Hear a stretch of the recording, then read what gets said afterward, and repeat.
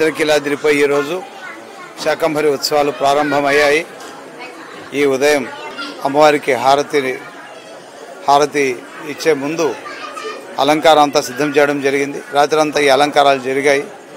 దాదాపు మనం 35 టన్నుల ఆకుకూరలు కూరగాయలు వస్తాయని అంచనా వేస్తే ఇప్పటికే దాదాపు 24 టన్నుల ఆకుకూరలు కూరగాయలను అలంకరణ నిమిత్తం ఉపయోగించడం జరిగింది.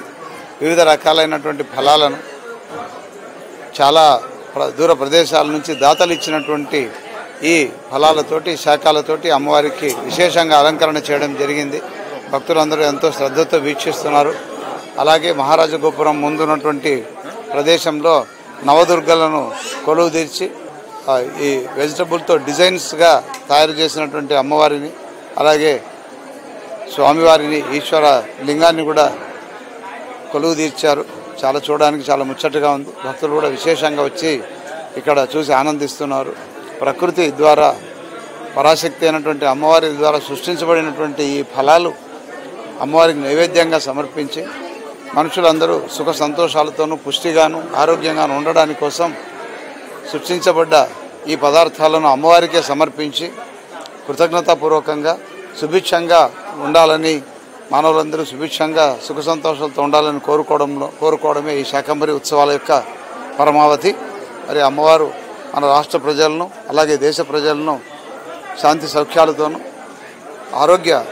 ఆరోగ్యంతోనూ చూస్తారని ఆశిస్తున్నాం. ఓం నమః శివాయ. ఈ కార్యక్రమం 3 రోజులు జరుగుతుంది. ఈరోజు త్రయోదశి, చతుర్దశి, పౌర్ణిమ వరకు ఉంటుంది. 19, 20, 21 3 రోజులు శాకంభరి ఉత్సవాలు జరుగుతాయి.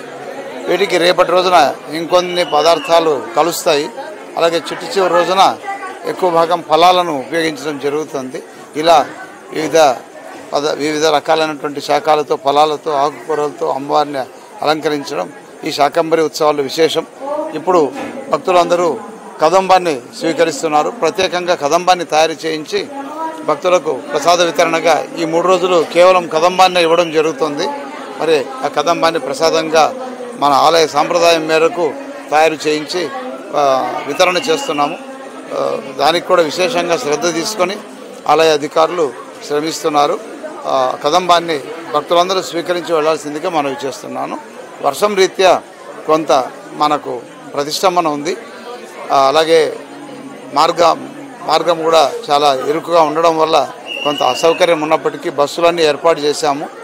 వాళ్ళను ఘాట్ రోడ్లో అనుమతించడం లేదు కాబట్టి దాదాపు 8 బస్సులు కేటాయించి భక్తులను బస్సుల్లో పైకి తీసుకొచ్చే ప్రయత్నం చేస్తున్నాము. సంయమనంతో భక్తులు అమ్మవారిని దర్శించుకొని ప్రసాదం స్వీకరించి వెళ్లాల్సిందిగా మనది. ఓం నమః శివాయ. శ్రీ మాత్రే నమః. శ్రీ దుర్గామల్లేశ్వర స్వామి వార్ల దేవస్థానంలో ఈ రోజు నుంచి 19, 20, 21వ తారీఖు దాకా శాకంభరి దేవిగా అమ్మవారు దర్శనమిస్తోంది. అలాగే త్రయార్ణిక దీక్షగా దుర్గామల్లేశ్వర స్వామి వార్ల దేవస్థానంలో హోమాలు, మంటపారాధనలు ఇవన్నీ కూడా జరుగుతున్నాయి. మొట్టమొదటి రోజు అమ్మవారు కూరగాయలతో అలంకారం చేశారు. ఆ అమ్మవారు ఎంతో వైభవోపేతంగా దర్శనాన్ని భక్తులకి ఇస్తున్నారు. రేపటి రోజున 20వ తారీఖు నాడు ఆకుకూరలతో చేస్తారు. ఎల్లుండి 21వ తారీఖు నాడు పళ్ళు, వివిధ రకాలైనటువంటి పళ్ళ రకాలతో చేస్తారు. 21వ తారీఖు నాడు 9:30కి మహాపూర్ణాహుతి జరుగుతుంది. ఈ 3 రోజులు కూడా ఎంతో వైభవోపేతంగా శాకంభరి త్రయార్ణిక దీక్షగా ఉత్సవాలు దుర్గామల్లేశ్వర స్వామివార్ల దేవస్థానంలో చేయడానికి మా అధికారులందరూ కూడా ఎంతో ఉత్సాహంగా ఉన్నారు, చేస్తున్నారు. అలాగే వచ్చిన వారందరికీ, భక్తులందరికీ కూడా అమ్మవారి యొక్క ప్రసాదం ఈ 3 రోజులు కూడా